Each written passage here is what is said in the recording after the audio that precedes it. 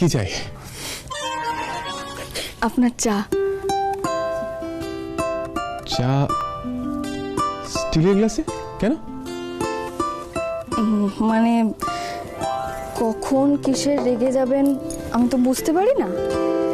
রেগে গিয়ে যদি এবার ছুঁড়ে ফেলেও দেন, এটা তো স্টিলের, ভাঙবে না।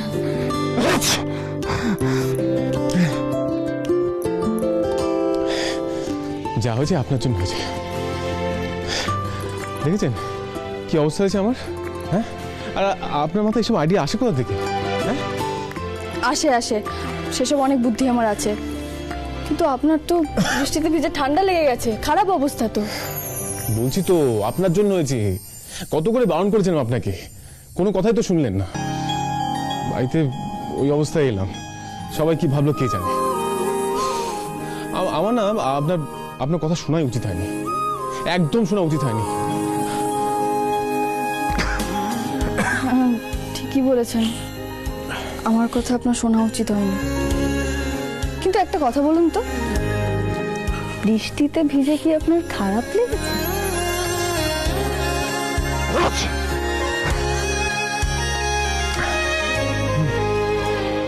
কি হলো বলুন? না, খারাপ লাগেনি, কিন্তু এই ঠান্ডা লেগে গেছে। মাথা দপদপ করছে, হাঁচি হচ্ছে, কাশি হচ্ছে, ভালো লাগছে না। এটা কোনো ব্যাপার হলো? আমি এক্ষুনি ঠিক করে দিচ্ছি, কোনো চিন্তা করবেন না, দাঁড়ান। আরে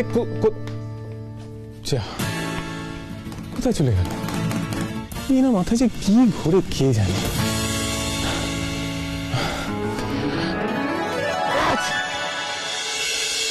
কর্পূর।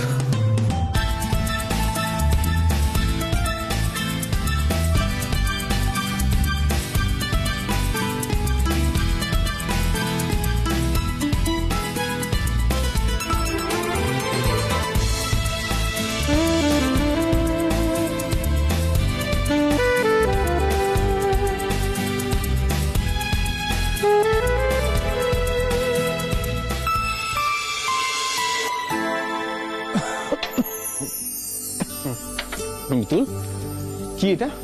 এটা এক ঢোকে খেয়ে ফেলুন তো। না না, আমি খাবো না। খেয়ে নিন না, আপনার জন্যই নিয়ে এসেছি, এটা ঠান্ডায় খুব কাজে দেয়, খেয়ে নিন না। মিতুল, আমি খাবো না। দেখুন, দেখেছেন, শুনুন না আমার কথাটা, একটু খেয়ে নিন। বললাম তো খাবো না। আপনি জোর কেন করছেন? আপনি খাবেন না?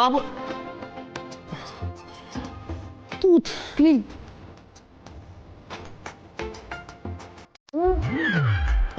কি বাজে খেতে। আদা, মধু, লবঙ্গ দিয়ে এটা বানিয়েছি আমি, বুঝেছেন তো? দাঁড়ান, এটা এবার এটা আবার কি? এটা শুকুন। না আমি শুকবো না। এটা নাকে শুকুন। মিতুল, আমি কিন্তু কিচ্ছু শুকবো না। আমি কেন তো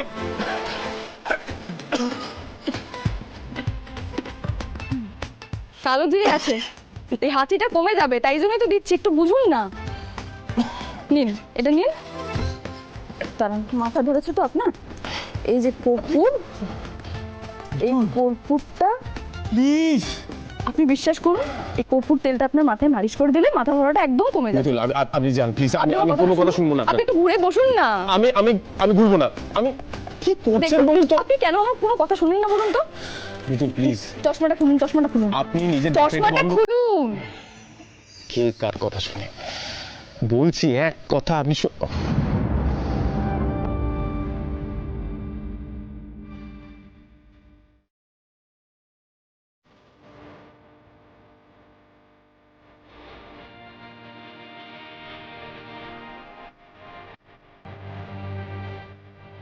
ফুলে বাবা,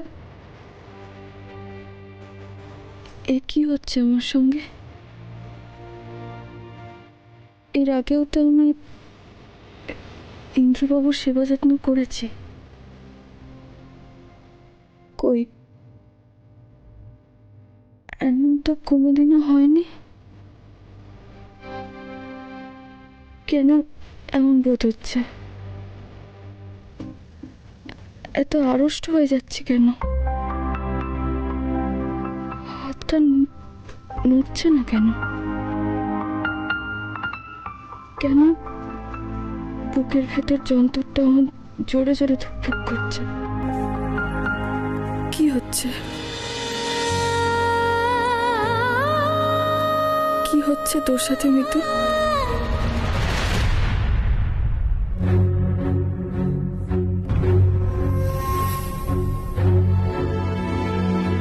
যা ভয় পাচ্ছিলাম তাই হতে চলেছে। এভাবে তো আগুন আর ঘিকে পাশাপাশি থাকতে দেয়া যায় না। উফ, না না, ওদের মধ্যে দূরত্ব বাড়াতেই হবে। Mitul, thank you so much. এখন আমার ভালো লাগছে, আপনি এখন প্লিজ চলে যান। আমি থাকতে পারি, আপনার যদি কোনো কাজে লাগে। না, আমার আর কোনো কাজে লাগবে না, আপনি আসতে পারেন।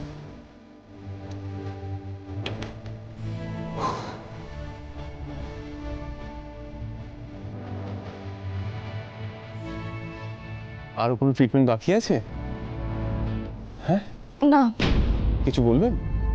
না না, আমার হয়ে গেছে সব।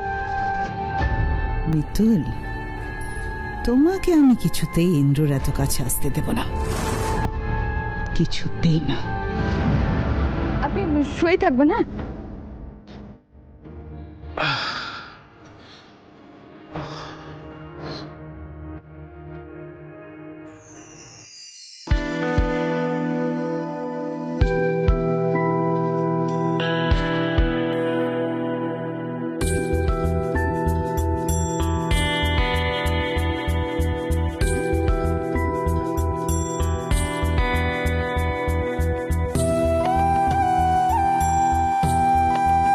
আমার কি হচ্ছে বলে বাবা?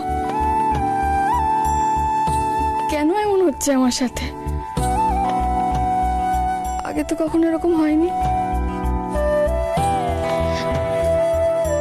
মনটা এরকম অস্থির অস্থির কেন করছে?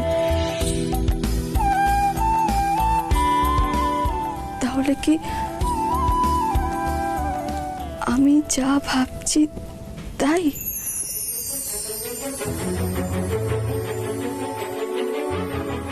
না না না, তা কি করে হয়?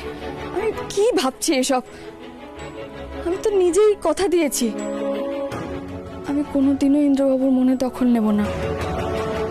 তাহলে না মিতুল, তুই এটা করতে পারিস না। তোর দেওয়া কথা তুই ভাঙতে পারিস না মিতুল, তুই কখনো ভাঙতে পারিস না। কিন্তু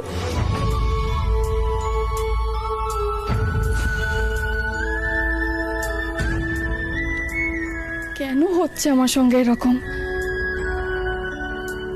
না না, ইন্দ্রবাবুকে